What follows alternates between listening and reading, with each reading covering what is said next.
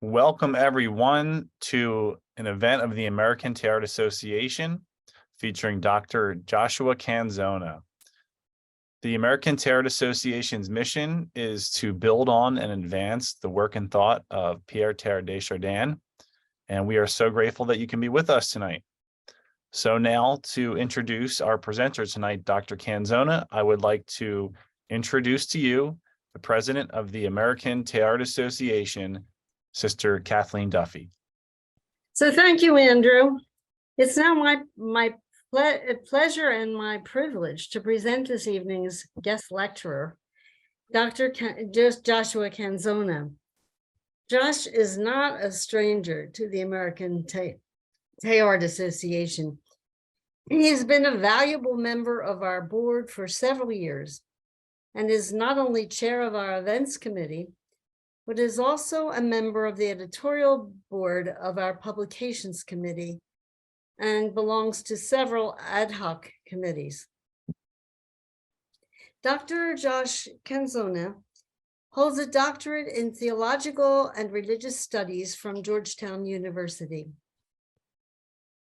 He has taught at the Wake Forest University School of Divinity and presently serves at the University of North Carolina, Chapel Hill, as ombudsman and university educator, committed to bringing people together across perceived distances. Josh's research and teaching focus on religious literacy, comparative theology, and the Muslim-Christian dialogue, with specialties in mysticism, religion and science, and religion and art. In his ombudsman role, he is part of a team offering workshops and individual coaching on effective communication strategies and constructive conflict management to a higher education constituency exceeding 40,000 community members. Josh has a sustained interest in the importance of honoring different ways of knowing and examining how we can positively transform and become positively transformed by complex organizations. This evening, Josh will share some insights into the way two well-known mystics from two very different eras served as prophets of hope in the calamitous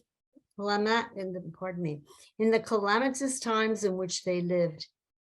He will help us to understand better our own calamitous times, how to negotiate them in a new light, and how to transform each of us so we can become bearers of hope to our world.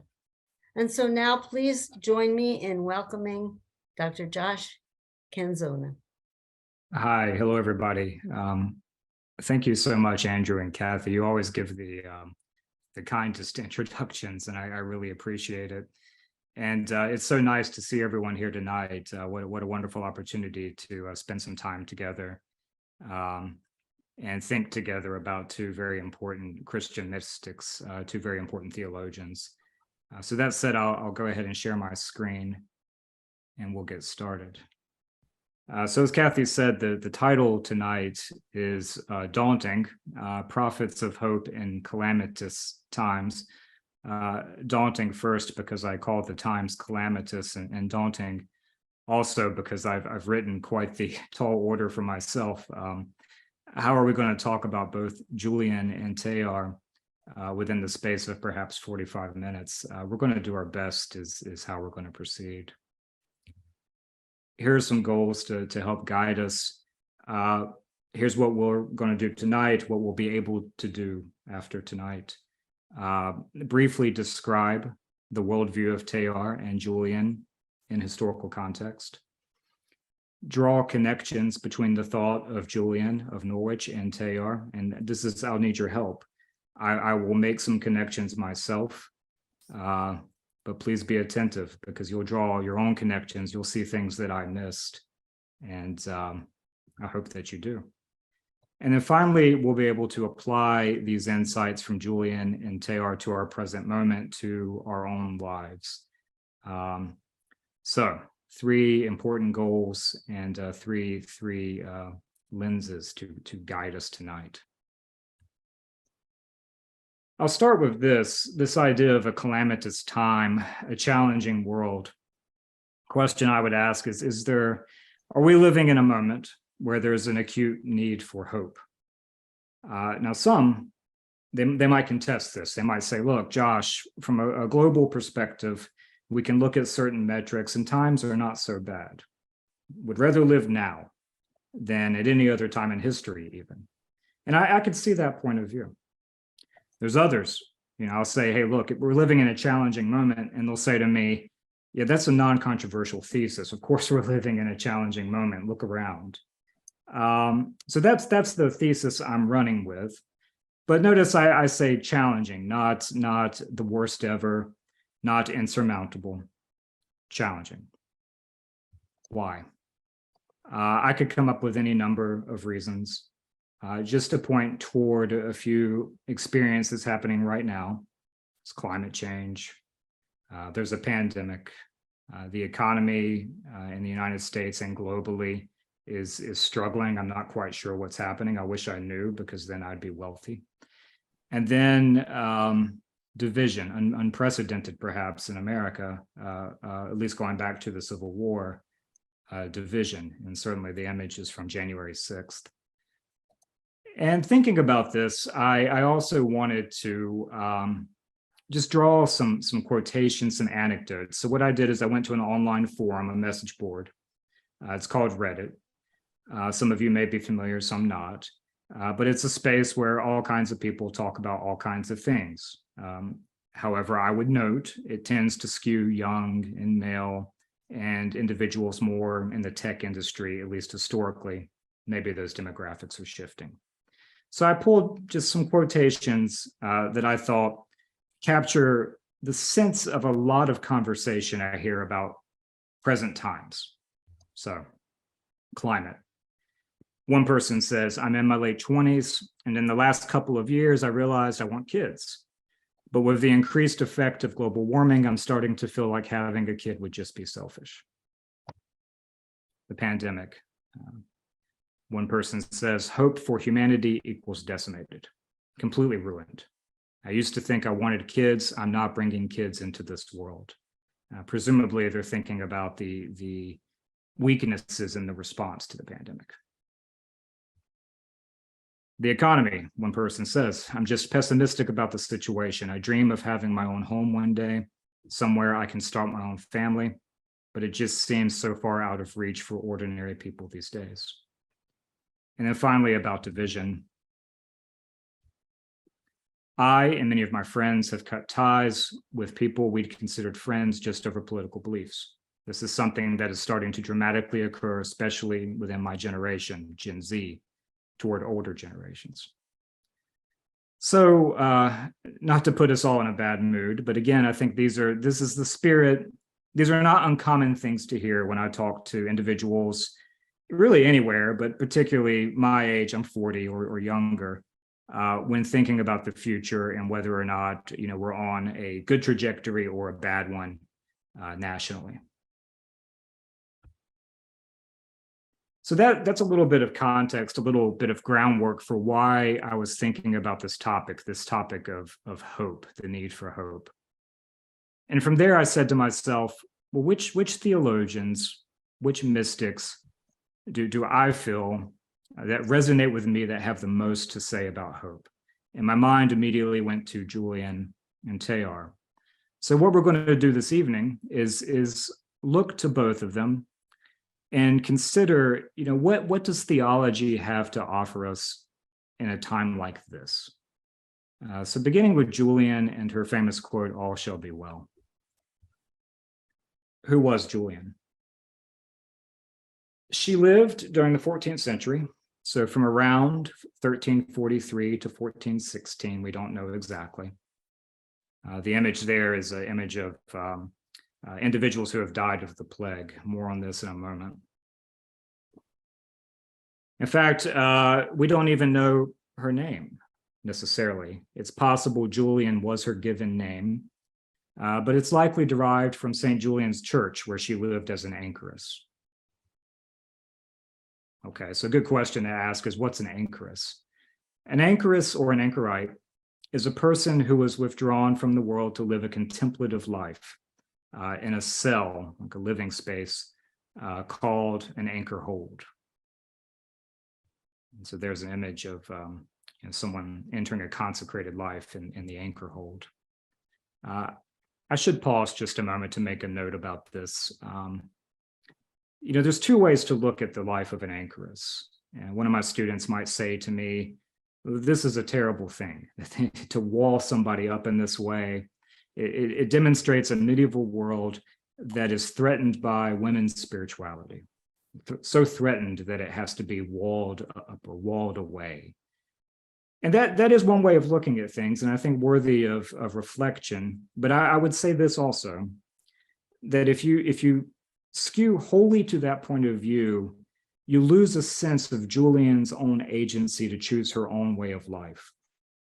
And so, to be enclosed as an anchoress, you could think of that as a cell in a prison sense, but perhaps it's more accurate to think of it like a womb, that it's a place like a birthplace of spiritual insight.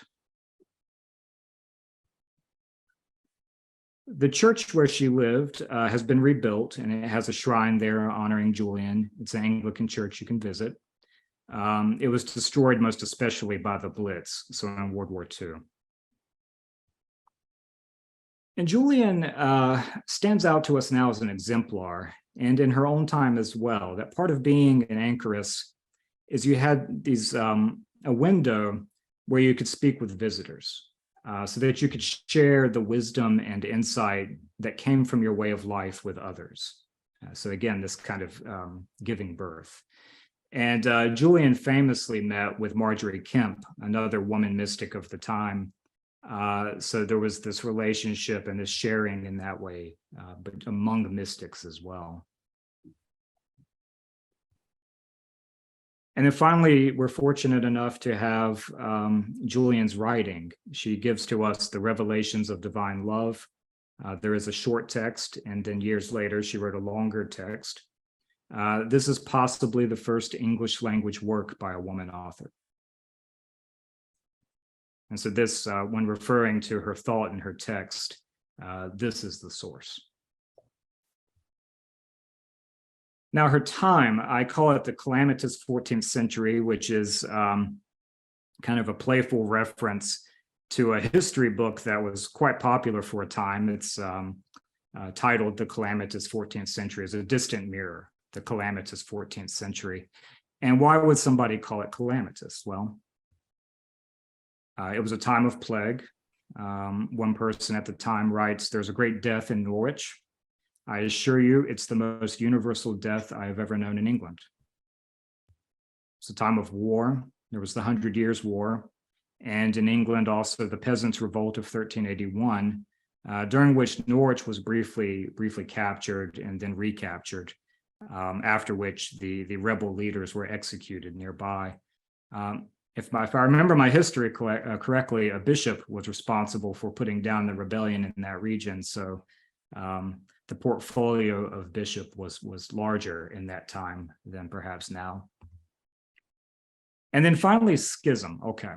So, you're living in a world of disorder. There's plague, there's war, there's suffering, but it's the Middle Ages. You're a person of faith. Maybe you turn toward the church and think, well, here I will find a sense of order such that it reflects a divine order.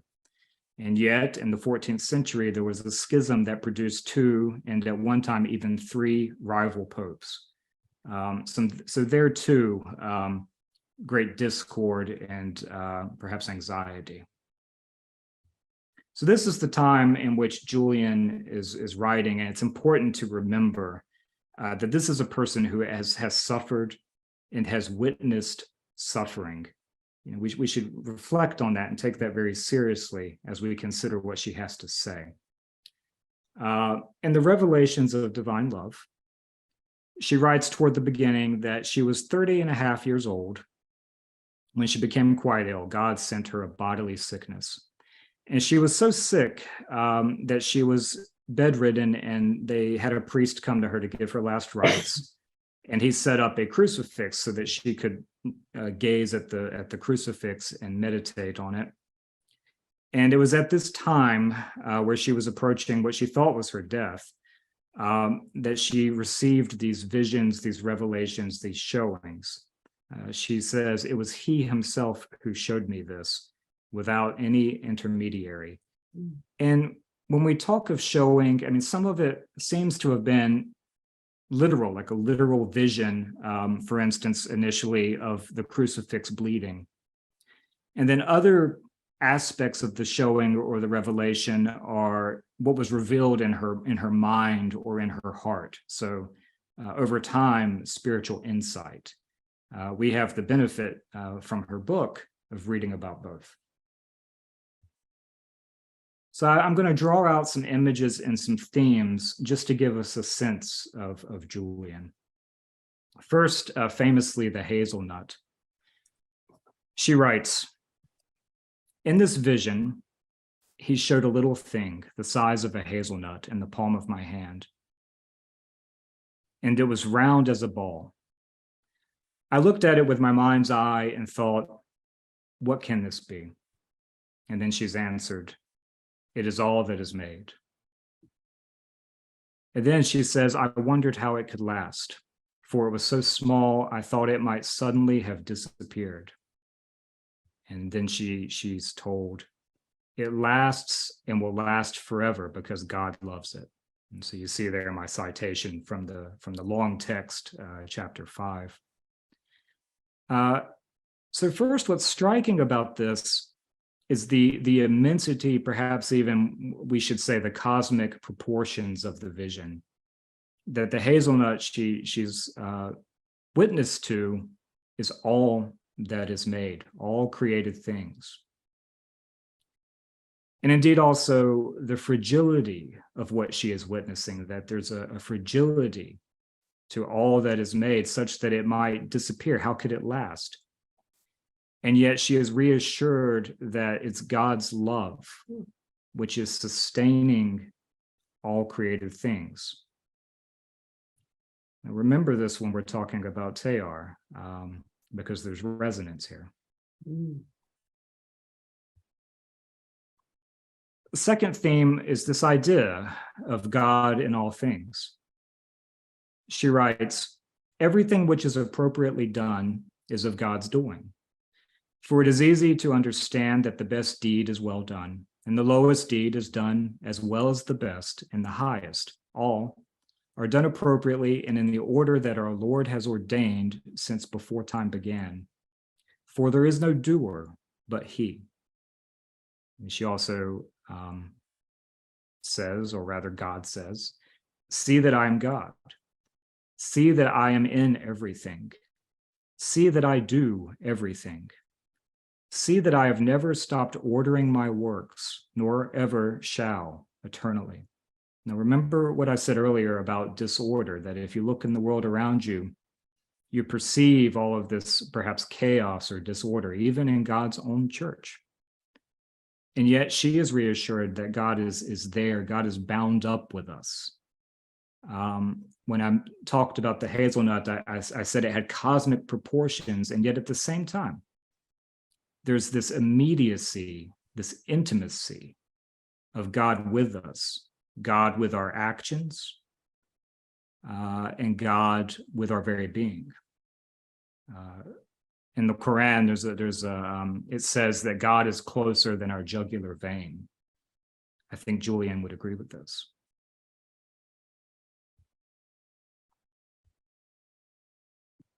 And here we have an image of the soul. So remember, God's with us.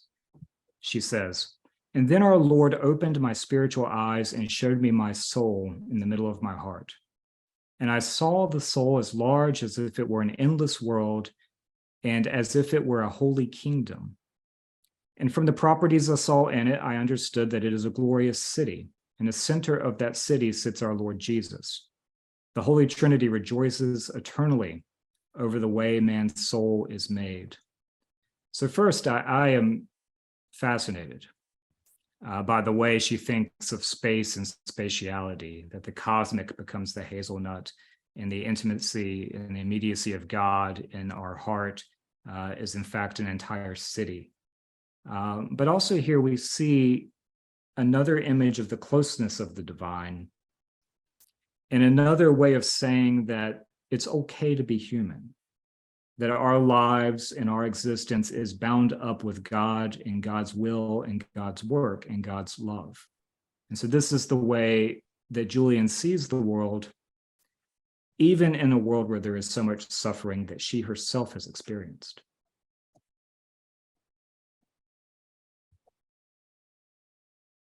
And that brings us also to one of her longer passages, which is a parable of the Lord and the servant.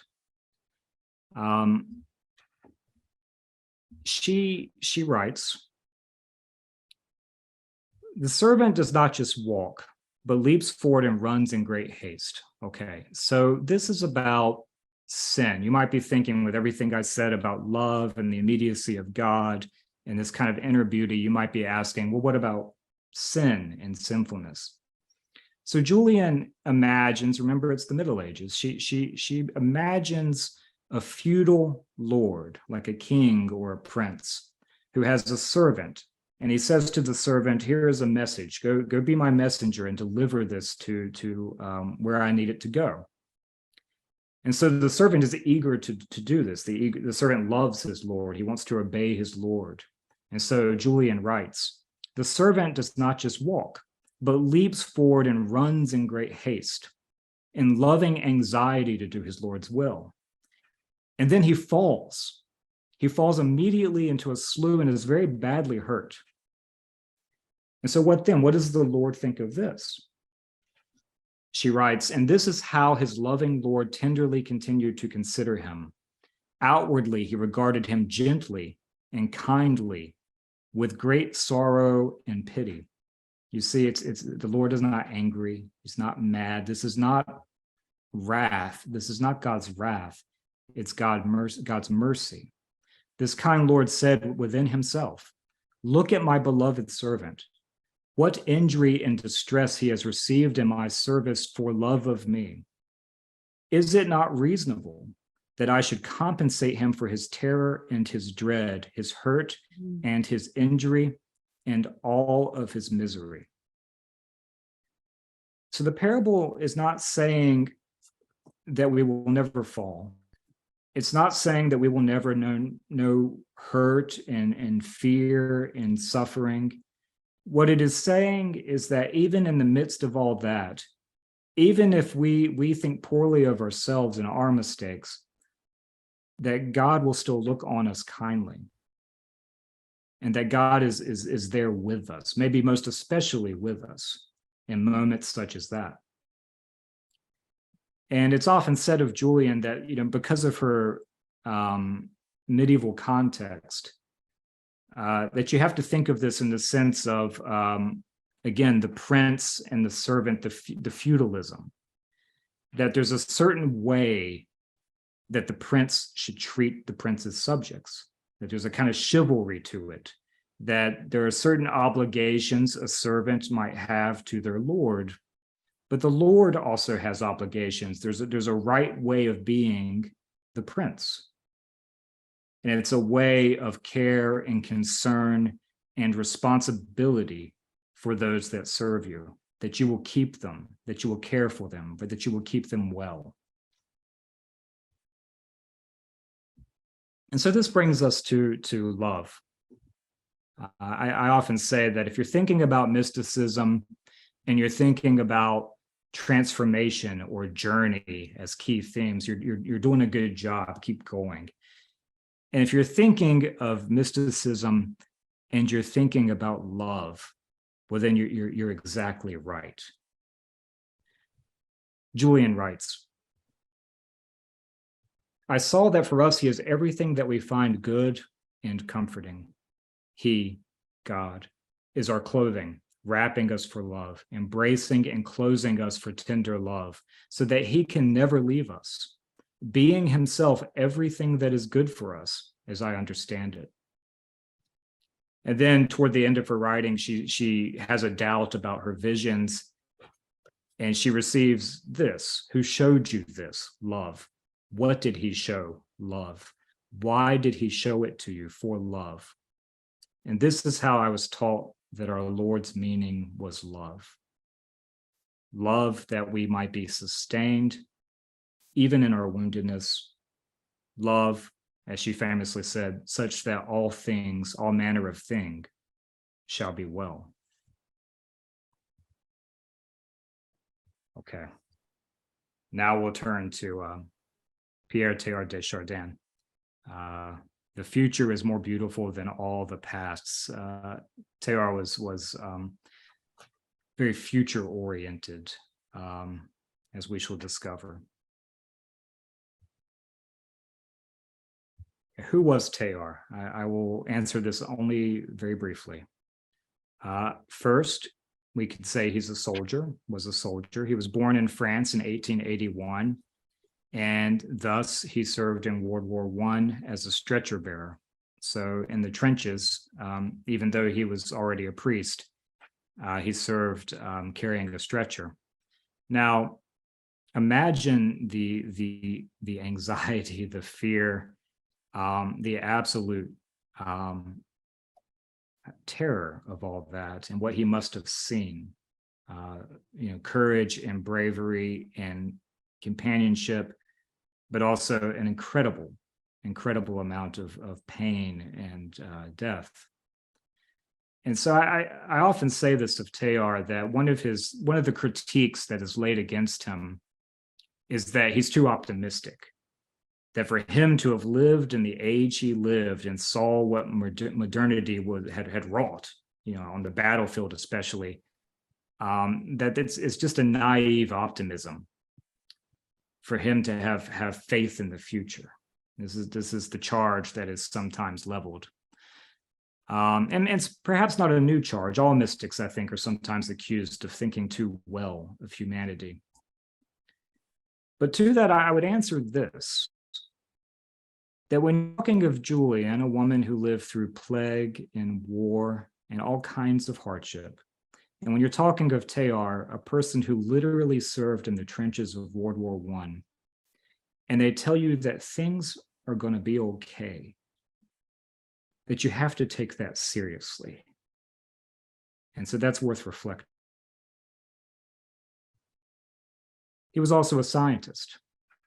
He made considerable contributions as a geologist and a paleontologist, and his theology is notable for its incorporation of evolutionary theory. So again, he has this, I talked about him being forward-looking, but he's also past-looking. Teilhard has a way of seeing through and in cosmic time because of his scientific training, and we'll speak more about this. But it's helpful to think of what lenses did he use to look at the world around him and to think theologically. Perhaps most importantly, he was a priest. He was a Jesuit priest, deeply influenced by Christian mysticism, which he had first learned reading about mystic saints at the knees of his mother.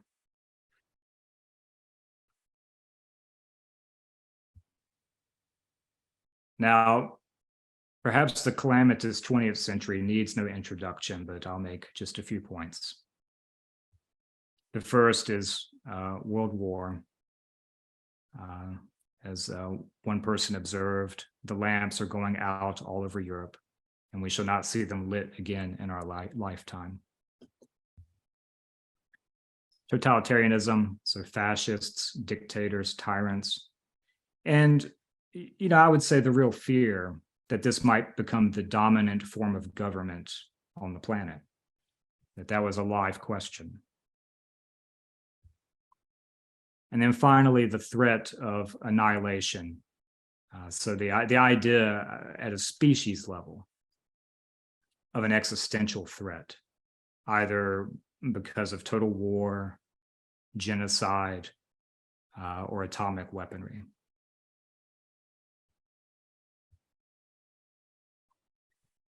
As we did with Julian, I will draw some themes from Teilhard. The first is seeing. He writes at the beginning of his monograph, The Human Phenomenon, seeing. One could say the whole of life is this, if not ultimately, at least essentially. And then in the Divine Milieu, he writes, I have already accustomed myself to seeing, beneath the stillness of that piece of bread, a devouring power, which, in the words of the greatest doctors of your church, far from being consumed by me, consumes me. And so there's this capacity with Teilhard to see, to perceive what others might not be able to. That's kind of in my thinking, the genius of Teilhard as a mystic is his capacity for taking his scientific training and using it to produce a new kind of seeing and then translate that to us. And again, like Julian, it has this cosmic immensity as well, because he's able to think in terms of evolutionary time from the beginnings of the universe through the evolution of humanity. And so with this, again, this idea of God in all things, he writes, God in all that is most living and incarnate in him is not far away from us. Altogether apart from the world we see, touch, hear, smell, and taste about us.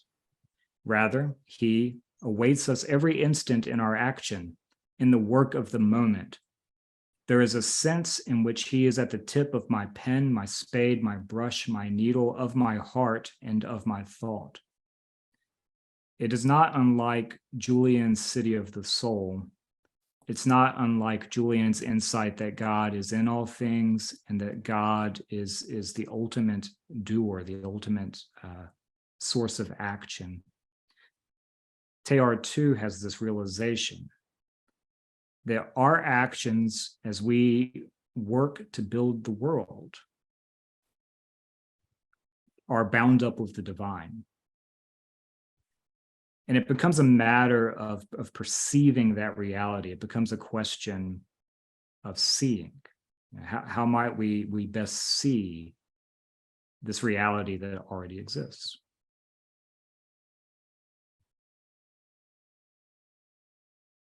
And for Teilhard, this idea of God in all things is moving toward the future. He says in The Human Phenomenon, the way out for the world, the gates of the future, the entry into the superhuman, will not open ahead to some privileged few or to a single people, elect among all peoples. These gates, they will yield only to the thrust of all together. And so what's key here is that, first off, this could be read as profoundly inclusive, as profoundly anti-racist, because it's saying to us that the future is for us a single people all together. That there can be no room for divisions with this. The future is for us all together.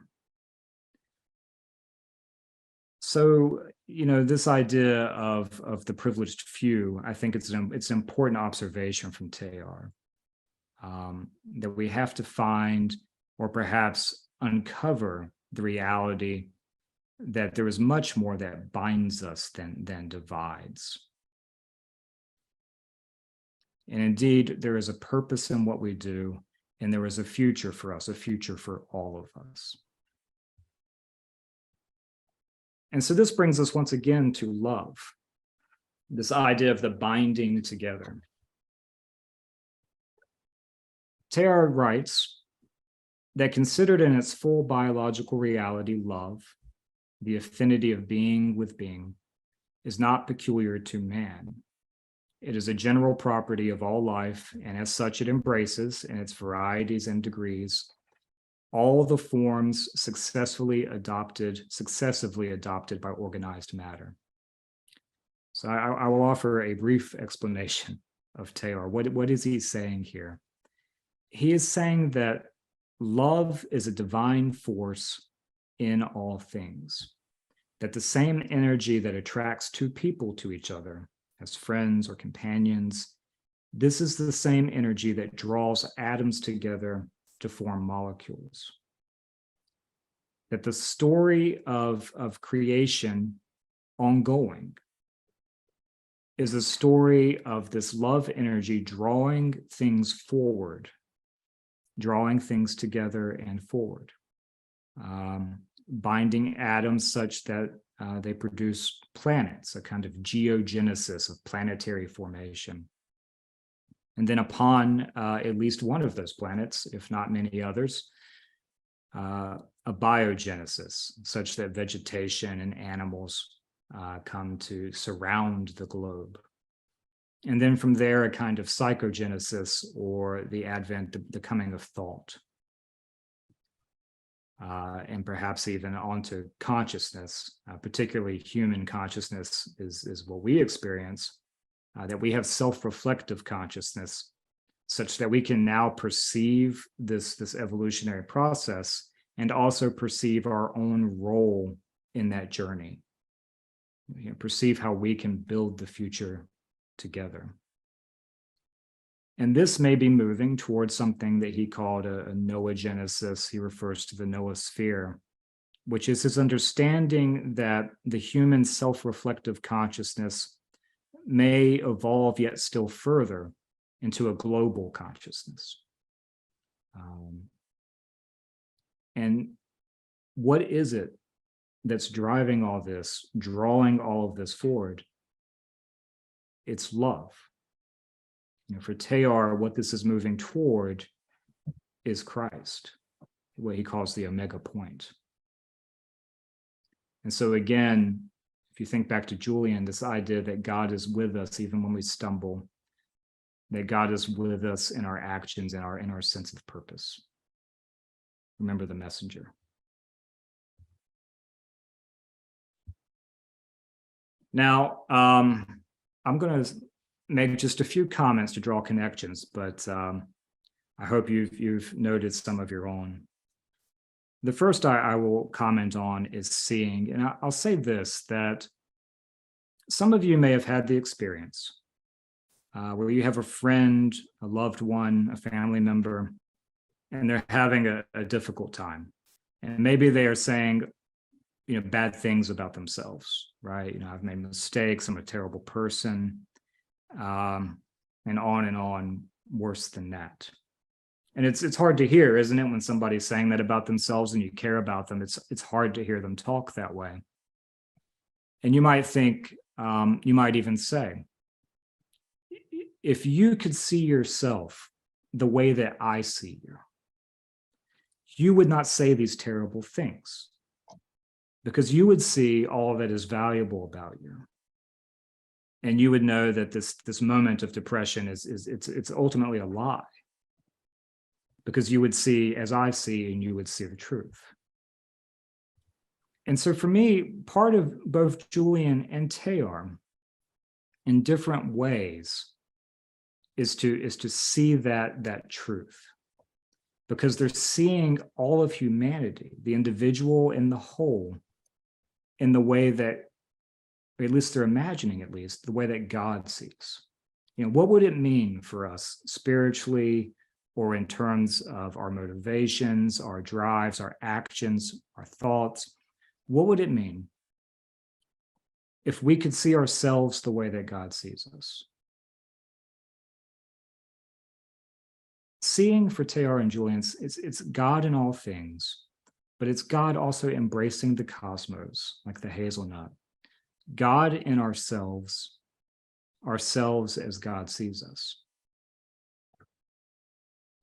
And for both of them, it's a matter of scale and scope.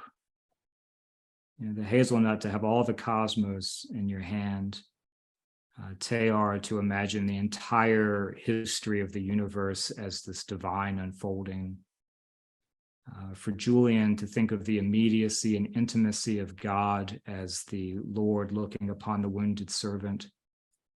And for Teilhard to think of that same immediacy in the Eucharist, or even bound up with the energy that holds our atoms together at the microscopic level.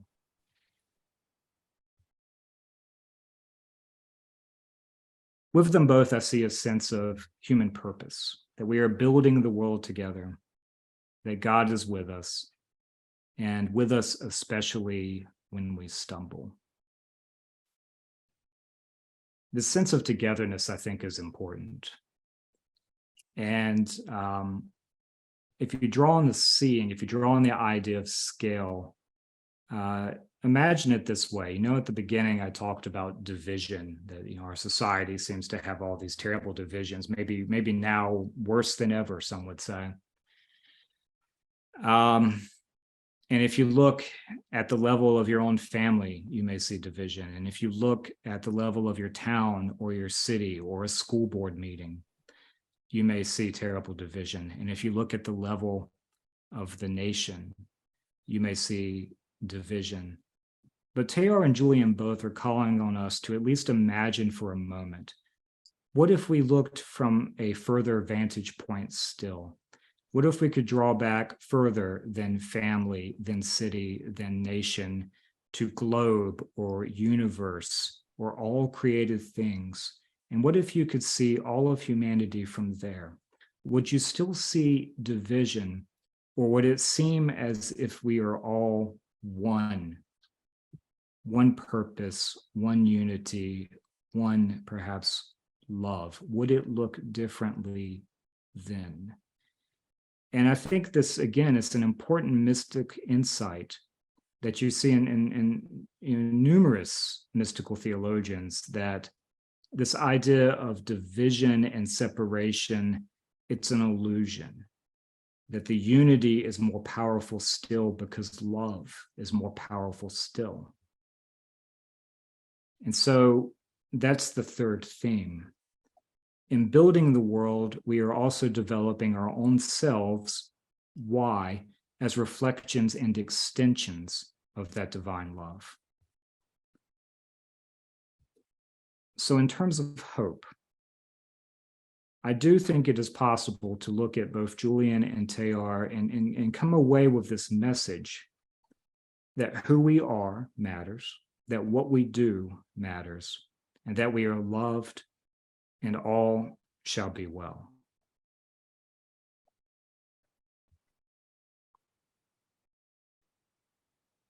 Now, my hope is that maybe you're interested, you want to read some more about Julian and Teilhard. So I wanted to provide just a few references for further reading. I could come up with many more, and I'm sure Kathy and others could as well. But the Revelations of Divine Love is extraordinary, the most powerful of books. I strongly recommend it to anyone who hasn't read it. And if you have, read it again. There are many editions. There's a Penguin edition, which I quite like. Oxford Classics has an edition. And the Classics of Western Spirituality, which is an amazing series as a whole, they have an edition as well, which I think the title is Showings for theirs. I think so. If you want to read more about Julian, there's an excellent book called Julian of Norwich, Theologian, from Dennis Turner at Yale. And then if you want to watch a documentary that I found quite interesting, it's free on YouTube. It's called BBC, The Search for the Lost Manuscript, Julian of Norwich. So if you search that, it will come up for you, and you can watch the whole hour-long documentary. It's about the tracing of her manuscripts, kind of the provenance of them, and how they came to be rediscovered, essentially. If I recall correctly, part of that story is that women religious preserved her manuscripts when they fled the English Reformation to the continent. So fascinating. With Teilhard, I recommend The Divine Milieu as an introduction to his spiritual thinking. And then Spirit of Fire from Ursula King which is a biography, but she talks quite a bit about his thought as well. Oh, yes. Recently, I read just one more book to mention, The Book of Hope by Jane Goodall and Douglas Abrams. So in this book, they start with the same premise we did, that we're in a time that needs signs of hope. And Jane Goodall describes what gives her hope, including the resilience of nature, the activities of youth who are trying to volunteer and make the world a better place. Jane Goodall has read Teilhard, and she cites him at different times. So she is a Teilhardian too. If you'd like to read a book review, I wrote one in the last issue of Teilhard Perspective, the newsletter for the Teilhard Association. All right, I know we have some time set aside for conversation. I just wanted to give you a few prompts, some ideas for what you might talk about, some questions. You need not talk just about this. I just wanted to help you. The first is maybe hope. Where do you see signs of hope in the current moment? Or perhaps going back to our goals, connection. Do you see connections between Julian and Teilhard? Do you see differences? Resonance. Is there an insight from Julian or Teilhard that particularly resonates with you? And then finally, witness. What can we do to carry the message of hope forward in the world? So I hope that those are helpful. And with that, I thank you once again for listening. It's been a pleasure. So thank you very much, Josh, for that beautiful, very beautiful presentation. The lovely images that went with it, and the depth of your presentation. It was very moving to me, and I hope to others also. Our first question, Josh, is who would you name as a modern day mystic in the form of Julian and Teilhard?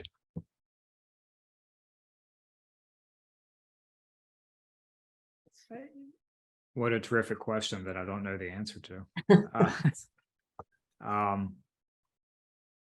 I mean, in some ways, I think there are many, right? I mean, I feel I've sometimes said that Teilhard is a mystic in the way of all Jesuits.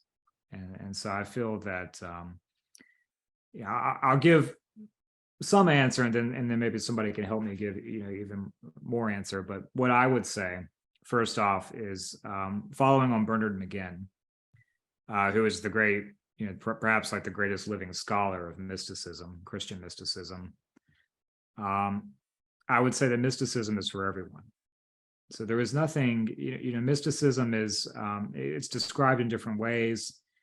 But to me, it's just a particular commitment to a relationship with God, and a particular commitment to Christian spirituality that is not, inaccessible. And so there may be something for all of us in mysticism. And so if I can get away with being cute, I might say maybe it's you. But I don't. If Andrew or Kathy, if you want to name some names. Josh, that's an awesome answer. I, would just affirm what you said in terms of we're all mystics on some level. And it's just learning how to cultivate that, how to express it. But we've got some great responses in the chat, actually. Sarah from Winslow dropping some heavy hitters to start with. Terrence McKenna, for one, who I'm a huge fan of. And he was familiar with Teilhard too in his philosophy, but Thomas Berry, Brian Swim, Bernadette Roberts, Rudolf Steiner, Daniel Endrev. So really extending beyond just even, the Christian tradition in a sense, which is interesting to include some modern day thinkers, writers, people who, read the signs of the times and cultivate hope. Here's another one from Josh. Yeah, I have an interest in Islam, and Omid Safi is he studies Islamic mysticism, has wonderful podcasts on this topic. Recommend him highly. Yeah, I think there's a lot of like independent media voices that have risen too with podcasts that have given voice to people who are doing interesting things in the world and that maybe aren't getting recognized, with traditional media and things like that, that have charitable organizations that are doing really neat work, addressing issues that are getting underplayed on the bigger stage. So yeah, it's kind of like I think, it's think about what you're into and what you can really nerd out about and go down those roads, and you can probably think of people within that field. Jane Goodall, for example, you're talking about earlier, people like that. So but let's get another question up here in the chat from our audience and see if it's easier maybe for some folks. I guess we could go with the raising of a hand. You want to use the raise hand function? I'll do my best to see who has their hand up.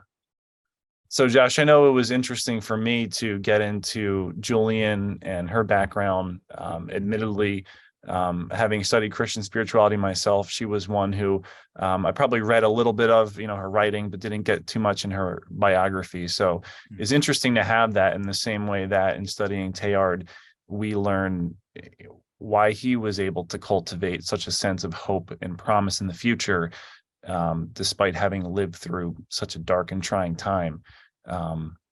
Pope Francis, here's another one. Yes, definitely a person who embodies that spirit of hope. Here we go. Question: do you think that all will be well, saying traditionally attributed to Julian, is apocalyptic? Well, it depends on what we mean by apocalyptic. I think that it means that there's I think it aligns. There's a moment where Julian says that her revelations and everything, her insight, aligns fully with the teachings of Holy Church, I think is how she phrases it. But what I would say is that part of her hope and part of her vision is sort of the Christian promise of the kingdom of heaven. So in some ways, for all to be well, maybe this is a cumulative effect, right? That this will come in the fullness of time, after, what we might call apocalypse, the judgment, the, sort of the next stage of existence. Some have asked the question, is Julian of Norwich a universalist? Meaning that, does she believe that no one, hell is empty, that everyone is somehow saved? I think all mystics have struggled with this because, there's this tension between God's wrath and God's mercy in any theological thinking. And mysticism has a tendency to put all of the energy toward God's mercy. And so it becomes very difficult indeed to think, how can there be a hell at all? I have no, I don't know if there's a final answer on this question, but what I can say is that in Julian's way of seeing, what she saw was mercy and love. And we have a question in here too about that love, in terms of, would you speak about love as the energizing force of the universe? Yeah, well, I think in the Teilhardian sense, again, there's this idea that for Teilhard, the definition of love includes the energy that holds atoms together. And it also includes, I was talking with Kathy earlier about this Teilhardian notion of the zest for life. So this desire to lean in and to find ways to unite with other people, to exercise our unique gifts, because we're being called to build up the earth as well. That's part of what it means to be human, is to discover these capacities and employ them as best we may. And for Teilhard, the drive there, it's a drive, but also a pulling forward, which is love. That is, it's God's love that sustains all this and draws it toward, again, something in some ways apocalyptic, an omega point, another sort of stage. So I hope that helps some, but Teilhard is famously complex, and I would encourage reading more Teilhard, because I always learn something new. Josh, this is a question that came out of my small group I was in, but it was in regard to suffering and how Teilhard remained hopeful, how Julian remained hopeful despite the suffering in their own lives, the suffering they witnessed, and moreover, the suffering that exists outside in the world, both in their times, but also in the world today, specifically in the world today. I'm sorry, Andrew. The question, how Oh, were so they in terms of that being a question, how did they cultivate hope despite that suffering?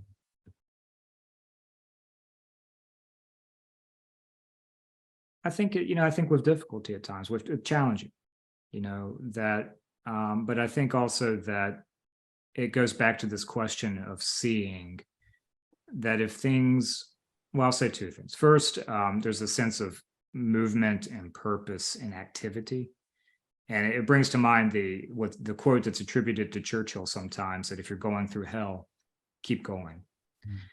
And so there's this activity, but there's also the seeing that if things look bleak and you're despondent and you find yourself in despair, is there a way that you could adjust your way of perceiving, your way of seeing, to maybe reframe or to look at things differently?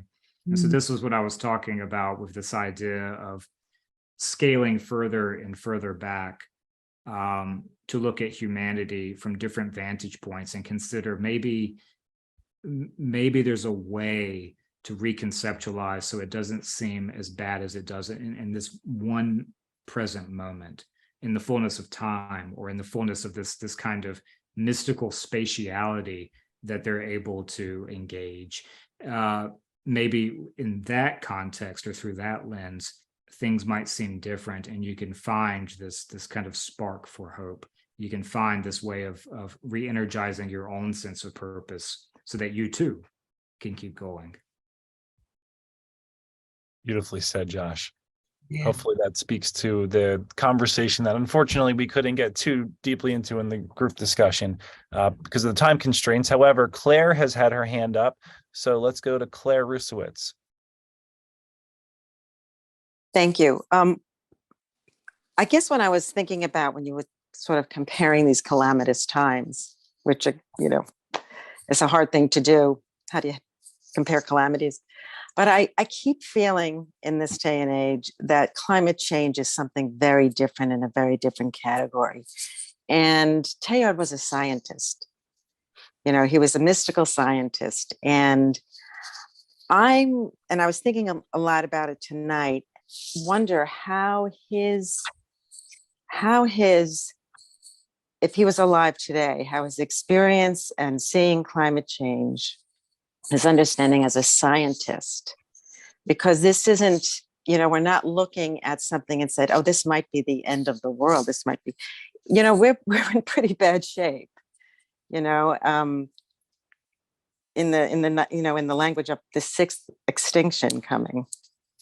So just any thought about if the global climate change could even be a tipping point for someone like Teilhard, but precisely because he's also a scientist, so just any thought on that? I mean, I know there's no real answer to this, but just your thought, anything. Yeah, I mean, that's a really great question. And I think you are right that, that there is something that feels different about this existential threat to the future of the planet, the future of humanity. I don't know what Teilhard might have said. I think I can think of a variety of responses. But I would say that climate change presenting as an existential threat will have a way of asserting itself. I know that now there are those who debate it and push back against the reality of the situation we find ourselves in, but ultimately it will assert itself. And what I would hope is that more and more individuals will come together, bring their energy together in the face of this existential threat, to find a way toward change and a way toward the future. And that may be possible, yet still. And Jane Goodall, for instance, talks about the resiliency of nature. And so maybe there's a way forward yet. Just one more comment about Teilhard is in a letter he wrote, he's reflecting on the H-bomb that was developed toward the end of his life. And he says that it is very sad, it is a real shame that all of these brilliant minds, all of these scientists put their thinking together for warfare. What would it mean if they could take all of this energy and this potential and put it toward love, put it toward a future, toward, in this case, survival? And so I think he would see climate change as just the kind of challenge that could bring people together and sort of bring humanity a leap forward. I think that's the kind of optimism he would hold. So, that's just some of my thoughts on that, but I think it's an excellent question. Thank you, Josh. Let's go to the Frosts, Frank and Mary. Okay, it's only Frank who's going to ask this question, I think. Josh, I want to start off by saying you did a wonderful job. Really a pleasure to have you draw the connections between these mystics and the connections to them to the calamitous worlds. My question has to do with the differences between them rather than the similarities, because Teilhard was somebody who was in love with the world, and Julian was somebody who left the world. She went to an anchor hold and stayed out of the world, and he went, and his whole movement was just the opposite direction. Can you reflect on why going those two different directions could end up in the same place? That's a terrific question. I think they ended up in the same place because it ultimately came from the same place. That the thread of Christian mysticism, extends outward from Christ, so it's no surprise to me that there would be such commonality between the two of them, and that they would wind up with a similar insight. But you raise a really good point about their different ways of life. One in an anchor hold, and the other, Teilhard was famously a world traveler. He's kind of an Indiana Jones theologian, and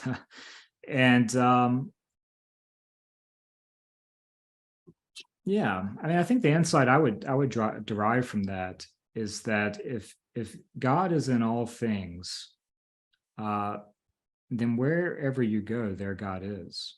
You need not be a world traveler. Indeed, you can be a different kind of world traveler within an anchor hold. So that might be one insight I would draw out of it. And then also that, we all find ourselves with different opportunities and different gifts and different ways of life in front of us. And part of the beauty of this is that those different contexts and those different lenses can help us to see and translate certain insight in fresh ways.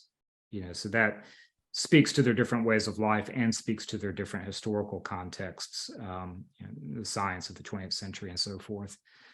I could say more, but I think that's what a great question. Josh, thank you for your responses that are just taking us deeper beyond your presentation now. This is great. Someone comments here, there are external journeys and internal journeys. Both went on internal journeys. That's I think right. external journeys can certainly be catalysts for internal journeys, but ultimately the depth and exploration of self is bottomless, because the depth and exploration of God is bottomless. It's infinite. So, that says something about inspiring hope too, perhaps in some way. But just to touch on some other comments and really some questions I'm trying to go back to here that see some people brought up in the chat. Someone, Eric Frankhauser asked the question is, wasn't it Jesus Christ that said, all will be well to Julian? If so, was she seeing the big picture as you described earlier? Mhm. So yeah, I mean, right. It was sort of in the study of Islam, in Islam, we talk about God's speech in the Quran. It was like this. It was God's speech. But what's the question, Andrew? So was it Jesus that said that? Mm-hmm. I believe so, yes. Okay, so in a way that quote is attributable then to Jesus. That's right. That's interesting. Yeah. Yeah. It's like a red letter Bible. You could do a red letter Julian, and you see some of the revelation is God's direct speech. And I think I highlighted some of that in the presentation, but it's true of all shall be well. That she's reassured that she has these anxieties, and she has questions and she has anxieties, and God provides answers to her in time. And that's what's so fascinating about her, is like when you think of revelation or showing, there's many different kinds of revelations, many different kinds of showings that she experiences. Some of it insight, some of it direct visual presentation, either like in the room with her or in her mind. And if you read it very closely, you can see she too makes these distinctions, and it's fascinating. I held myself back from discussing it in the presentation because I would have talked for 30 minutes just about this, which I find so very interesting. Thanks for, like I said, Josh, kind of taking us beyond now and opening things up a little bit. Someone asked a question here. Sister Dorothy says, would you say that Teilhard and Julian saw the world in sacramental time? Yes. I mean, I think that's part of, Teilhard had this vision of the entire sort of cosmos as Eucharist, that, both of them have a way of thinking in sacramental terms, whether it's time or again, space. But it brings to mind some of these key themes, this idea of God in everything, this idea of a kind of transformation or transubstantiation of all things. And that if you see the world and experience the world in this way, then once again, it means that there's something very special about us as well. Mm-hmm. I'm trying to go here to a question I saw earlier where it said something about prayer, and says, oh, here it is from Donald Rogers asks, is mysticism, talking about seeing things in terms of sacramental time, is mysticism always associated with prayer? I would say that it's always associated with, this goes for both the Christian and Islamic traditions that I'm most familiar with, that it's always associated with a kind of closeness with God, and a yearning for the divine, from the heart. And oftentimes it seems perhaps almost exclusively, if not exclusively, that yearning leads toward prayer. And maybe the yearning itself is prayer, even if you're not giving it some traditional form. But there's a line, I think, in Rumi that talks about being human is like being a reed that's calling out, like a flute, that's calling out for to once again be joined with God. That there's this sort of this longing, this desire, sometimes described even erotically, but this desire for the divine. And you see this in Julian as well. There was some passage that made me think of Rumi for just that reason. Very nice. Thank you. Yeah, that's certainly helpful in terms of seeing it beyond just the Christian tradition as well. I think is helpful when we're reading Teilhard, because I've found that individuals are drawn to Teilhard that come from areas that you wouldn't fine, traditional Christian mind or background, perhaps. So it's interesting, and it's a testament to him and to his vision. We even have a comment here I thought it was interesting, from Seraphim Winslow, who says, according to Eastern Orthodox tradition, hell was emptied on Holy Saturday. Christ harrowed hell. So it's speaking to that perhaps more perpetual consciousness of that presence of God with us, as explored through that tradition. And I know that Teilhard himself was partial to the Eastern Fathers and the way they saw God's presence and God's hand unfolding within creation. Yeah. So he himself was not limited in his own influence in that too. Think about his influence in the war, his travels, his friendships that extended all beyond not just his nationality, but his faith tradition, his culture. He was a very Renaissance person in that way, and attributed hopefully to this vision of hope, where he was able to see it in not just his own country or corner of the world, but I would assume no matter where he went. He had an incredibly curious mind, right? I mean, he read voraciously and traveled all over. As far as I can tell from his biography, he had a great love of meeting all different kinds of people, conversation. There's this, I don't know, I want to say fiery. Everything with Teilhard is fiery, but this intellectual curiosity with Teilhard, and maybe that's part of hope too, is to find, hope to me seems linked very closely with creativity, but also with curiosity, that you maintain your intellectual and maybe even spiritual or emotional curiosity about the world around you, that you keep trying to see, you keep changing perspective, and that keeps you moving forward. And there's something there for all of us, in terms of living a good life, a successful life. And I think you see this with Julian as well. She describes herself, I believe, she says, "I'm a simple, unlettered creature," and then goes on to produce one of the most beautiful works of literature in the English language.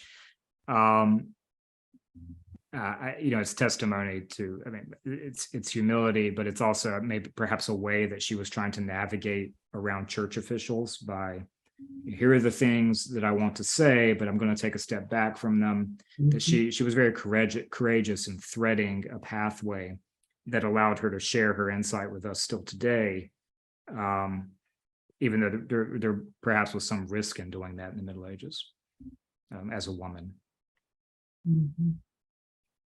Thank you, Josh, for your time, your insight, your wisdom, your willingness to explore tonight with us with these questions. Really grateful for a wonderful and rich presentation. A lot to think about beyond just this time together. Well, thank you, Andrew, and thank you all so much. I've greatly enjoyed this, and the questions were challenging, but a great deal of fun, and it's been a true pleasure. I wish you all good things. So now, Sister Kathy, we'd like to turn it over to you to give some final words and thanks here. Yes, I do want to thank everyone for coming, and especially thank Josh for a wonderful, wonderful talk. I think we'll be thinking about what you've been saying for quite a while, and I'm glad the conversations in the small groups went well. And thank you to Andrew and Mary and Frank Frost too for the technical help.